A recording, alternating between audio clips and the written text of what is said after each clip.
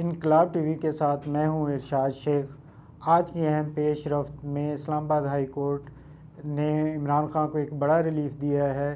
Cipher case کا trial 11 جنوری تک کے لیے روک دیا گیا ہے۔ نون لیگ کی جانب سے اس پر اب تنقید کا سلسلہ شروع ہو گیا ہے۔ جب بھی عمران خان کو کورٹ کی طرف سے کوئی ریلیف ملتا ہے تو نون لیگ تنقید کے دروازے کھول دیتی ہے اور ججوں پر اور عدلیہ پر باقاعدہ ایک تنقید کی مہم چلائی جاتی ہے۔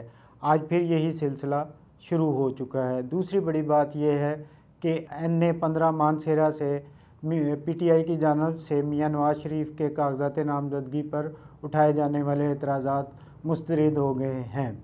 تیسری بڑی خبر یہ ہے کہ بلاول بھٹو زرداری کے NA-127 میں کاغذات نامزدگی پر اٹھائے جانے والے اعتراضات پر ریٹرننگ آفیسر نے فیصلہ محفوظ کر لیا ہے۔ چوتھی بڑی پیش رفت یہ ہے کہ مسلم لیگ نون کے متحرک ترین رہنما خواجہ سعد رفیق قومی اسمبلی کا الیکشن لڑنے کے حوالے سے تذبذب کا شکار ہو گئے ہیں۔ امکان ہے کہ ان کے چھوٹے بھائی خواجہ سلمان رفیق ان کی جگہ پر قومی اسمبلی کا الیکشن لڑیں گے اور نون لیگ جو ہے وہ خواجہ سعد رفیق کو سینٹ میں ایڈجسٹ کرے گی۔ ناظرین، جہاں تک بات ہے عمران خان کی، تو انہیں یہ ایک بہت بڑا ریلیف ملا ہے کہ اسلام آباد ہائی کورٹ کے چیف جسٹس گل حسن اورنگزیب نے کھلم کھلا یہ بات کہی ہے کہ جو جیل میں ٹرائل ہو رہا ہے وہ شفاف نہیں ہے، اسے شفاف نہیں کہا جا سکتا۔ اوپن ٹرائل کا مطلب یہ ہے کہ وہاں پر صحافی بھی آ سکیں اور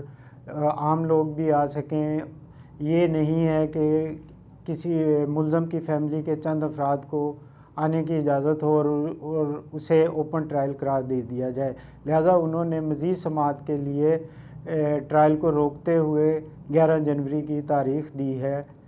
دوسری جانب میاں محمد نواز شریف کے مانسہرہ سے کاغذات نامزدگی پر PTI کی جانب سے جو اعتراضات سامنے آئے تھے ان میں یہ تھا کہ میاں نواز شریف سزا یافتہ ہیں اور انہیں تاحیات نااہل قرار دیا گیا ہے، وہ الیکشن میں حصہ نہیں لے سکتے۔ ریٹرننگ آفیسر نے یہ اعتراضات مسترد کر دیے ہیں اور انہیں الیکشن لڑنے میں حصہ لینے کا اہل قرار دے دیا ہے۔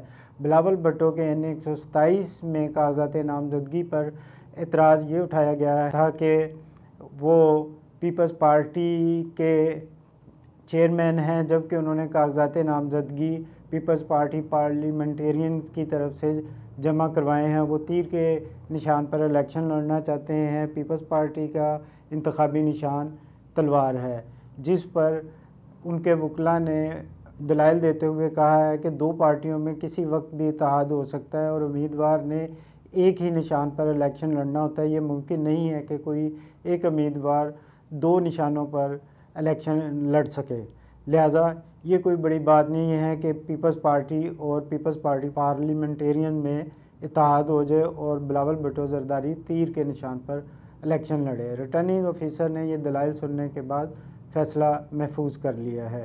سب سے اہم خبر یہ ہے کہ نون لیگ کے انتہائی متحرک رہنما سابق وفاقی وزیر خواجہ سعد رفیق جو سیاست میں بڑا مقام رکھتے ہیں اور نون لیگ کی سیاست میں تو ان کو انتہائی اہم کردار ملا ہوا ہے، اس وقت وہ پارٹی ٹکٹ کے حوالے سے انتہائی اہم ذمہ داریاں نبھا رہے ہیں۔ انہوں نے لاہور سے 2 حلقوں سے اپنے کاغذات نامزدگی جمع کروائے ہیں، NA-120 اور NA-122 سے۔ جہاں جہاں سے انہوں نے اپنے کاغذات نامزدگی جمع کروائے ہیں، ان کے چھوٹے بھائی خواجہ سلمان رفیق نے بھی انہی حلقوں سے قومی اسمبلی کے لیے اپنے کاغذات نامزدگی جمع کروائے ہیں۔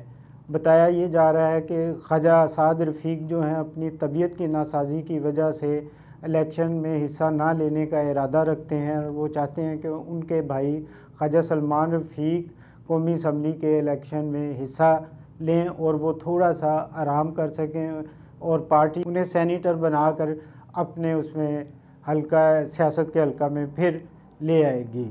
اب یہ فیصلہ تو آنے والے وقت میں ہوگا۔ 1 یا 2 دن رہ گئے ہیں جس میں نون لیگ نے لاہور کی ٹکٹوں کے حتمی فیصلے کرنے ہیں۔ یہ اس فیصلے سے ہی ظاہر ہو جائے گا کہ خواجہ سلمان رفیق اپنے بھائی کی جگہ الیکشن لڑتے ہیں یا خواجہ سعد رفیق ہی الیکشن میں حصہ لیں گے۔ اس کے ساتھ ہی مجھے اجازت دیجیے۔ خدا حافظ۔